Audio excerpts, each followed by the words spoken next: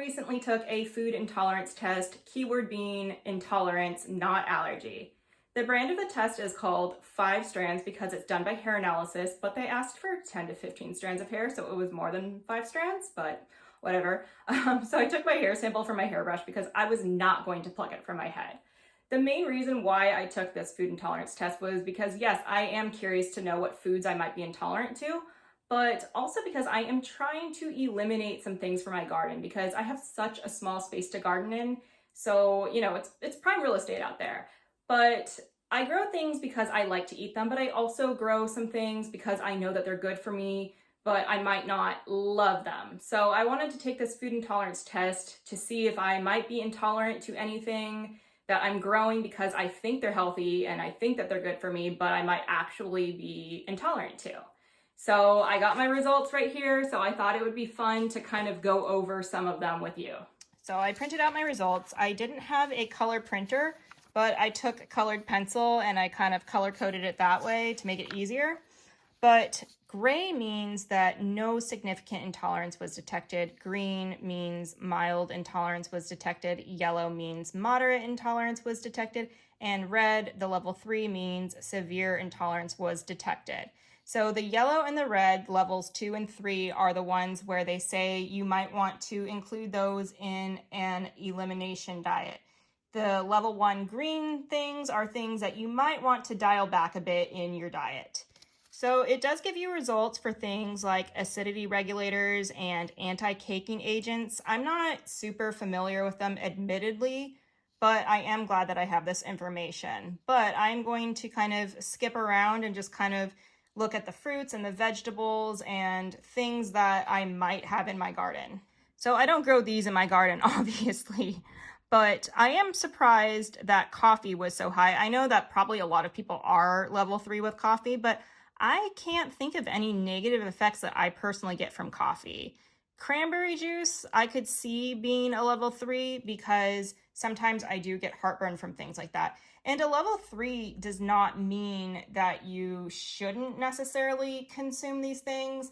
It just kind of means that you might get something like heartburn, or maybe you might get bloated or whatever else. So you can eat them, but maybe at your own risk, right? I am happy to see that I can have coconut and cashew milk and no problems with almond milk. But it looks like hemp milk is a level 3. I am very surprised that rice milk isn't showing up because I know that when I eat a lot of rice, I get really bad skin issues like eczema. Orange juice, pineapple juice, I believe that they are level 3 because I definitely get very bad heartburn from both of those things. We got some coating agents in dairy. I know I said I was going to get to the garden stuff, but I'm just doing a quick glance over at some of these other things.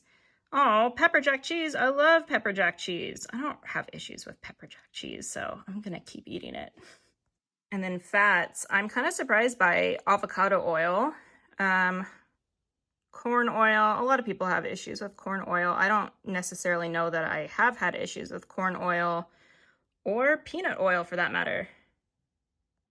Then it tells you intolerances to flavor enhancers and food dyes.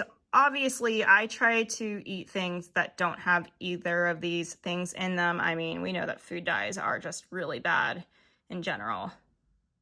So some more food dyes. I am kind of seeing some like natural food dye ones, like the beetroot saying a level 2. That's kind of interesting. Can't have silver, but I can have gold. Now we're getting into the fruits. Oh, so they're listing a couple of different apples. And Gala, which happens to be one of my favorite apple varieties, is a level 3. Interesting. Granny Smith is only a level 2, but considering its tartness and kind of, I feel like it's more acidic, I'm surprised it's not a level 3. But Gala, oh, Pink Lady is a level 2. That's another one of my favorite varieties. And then we've got some more apples here. I don't care for Red Delicious. It's not delicious. Apricots are looking good. Avocado level 1. I refuse to believe that. Blackberries level 2. I also refuse to believe that. Blueberries level 1. No. Cantaloupe. No. but at least they're just level 1s, but still, I refuse to believe these. Cherries, yeah, I believe the cherries. I do get heartburn from cherries sometimes. Cranberries, yeah, probably. Dates and figs, I don't really eat those. Goji berries look like they're fine for me, which is good because I'm growing them. Grapefruit pink, yeah, I believe it's a level 3. My dad has a pink grapefruit tree in his backyard, and it's delicious, but it does give me some problems. I get really bad heartburn from it, but it looks like white grapefruit would be okay. Grapes, yeah, I'm kind of believing that. Guava, level 2, I have 2 guava trees in my backyard. Honeydew, I refuse to believe that. Lemons, yeah, I mean, it's acid. Got some more citrus, fruits. I mean, these all make sense because they probably could give me some kind of heartburn.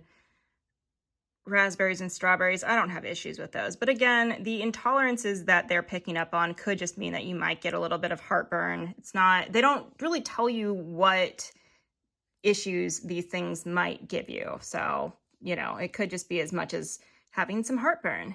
But cooked tomatoes is a level 2 and raw tomatoes is a level 3. But I mostly grow varieties that are lower in acid, and so I don't really have issues from tomatoes.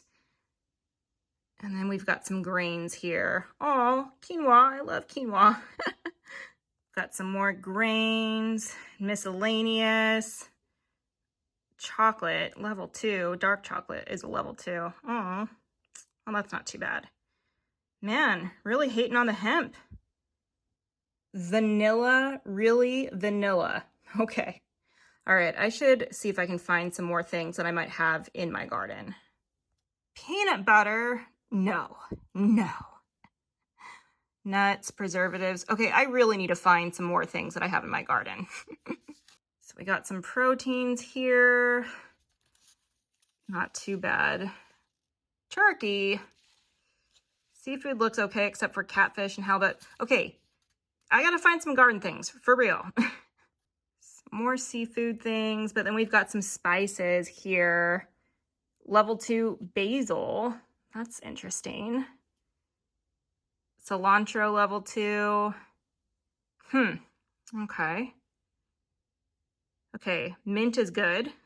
I love mint. And oregano looks good too. Parsley is a level 1. That's not terrible, and I don't recall having issues with parsley. Some different peppers. Rosemary. That's interesting. Different salts. Thyme, level 3. Interesting. Wow. Level 2 for turmeric. Honey, level 1. Interesting. Stevia. I grow stevia, so looks like I'm okay with stevia. Brown sugar. Oh, what? Okay, so these are more sweeteners and thickening agents. All right, so we're getting to the vegetables. Level 3, asparagus. I don't think I have issues with asparagus. Bean sprouts, black beans, some beans here. Bell pepper, green, cooked. Interesting. It's interesting how cooked versus raw can give you different results. These bell pepper results are kind of interesting to me, kind of surprising. I don't have issues with bell peppers. I actually feel better when I eat bell peppers. Level 1 bok choy. Cooked broccoli is a level 3. I forgot to color that in with my colored pencil. But raw broccoli is a level 1. Brussels sprouts level 3. I don't really grow Brussels sprouts because they're kind of hard to grow. But I do like them, and I don't feel like I have issues with them. Cabbages, I don't really have issues with cabbages either. And carrots, I don't have issues with carrots. I do try to grow carrots, and I do dedicate a large space in my raised beds to carrots, and I have minimal luck, so that could be something to eliminate from the garden, but I like carrots, and I don't feel like I have issues with them. Celery, level 2. I grow celery, and I don't have issues with celery. Garlic, I don't really have issues with garlic either. Kohlrabi, level 3. I've never grown it, but I was considering it. Lettuce, arugula, I hate arugula, so that's fine. But butter lettuce, no. Iceberg, come on. Romaine, level 1. What is this? Come on. Oh, good. I'm good for the mushrooms, particularly the lion's mane. Good. And portobello. Okra, level 3. Well, I've had bad luck growing okra, so maybe that is something to eliminate, although I don't feel like I've had issues with okra. Okay, this is the last page. So just some level 1 and some level 2 stuff. Poblano pepper, level 3. No, I love those types of peppers. Potatoes are looking good. Pumpkins, pumpkin seed. Radicchio, level 1. Radish, level 3. I love radishes. I'm going to keep growing them. I do kind of get a little bit of heartburn from them, but I do like radishes. And again, it could be a variety thing, so maybe I just grow certain varieties. Rhubarb, level 1. Spinach, raw is level 1. Cooked is level 2. Interesting. Butternut squash. No, I love butternut squash. And I always feel so good when I eat squash. I wanted to go back to this page. This is the grains section, and something really caught my eye, and that is that there was no significant intolerance found to white rice. And I know for a fact that I have a high intolerance to white rice. I get really bad skin issues when I eat too much of it. And they do say that if you have an allergy, it's not going to show up as an intolerance necessarily. But the reactions that I get from white rice, I feel are more of an intolerance, not an allergy. And I'm going back to the results of some of these pepper varieties, and I'm kind of surprised by the habanero and the jalapeno because those both are very, very spicy and they definitely give me problems. I get really bad heartburn from both of those varieties. And they did not even register as a level 1. I would have expected these, if anything, to be a level 3. So it kind of makes me question the accuracy of this test. And because I don't trust the accuracy of these results, I don't think that I'm going to find anything to eliminate from growing in my garden because anything that is a level 2 or a level 3, I don't feel like I've had any issues with, and I want to keep growing them. So with these results, I do think that they are a little inaccurate. There are some foods that were marked high intolerance that I personally feel like I've never had an issue with. But I can use these test results as a guide, and whether I do an elimination diet or not, I can still use it as a good guide. If I'm suspicious that something might be making me feel yucky, then I can check my results, and if it does say that I might have a high intolerance to it, then I can try eliminating that from my diet and seeing how I feel after it's been eliminated. But other than that, I don't know that I would go by these results 100%. I really would just see it more as a guide. But it was a fun thing to try out, and maybe in the future I might try something that might be more accurate. Maybe a blood test might be more accurate. I'm not really sure. But I am still glad that I gave this a try, and it really did give me some insights into my diet, whether it's 100% accurate or not.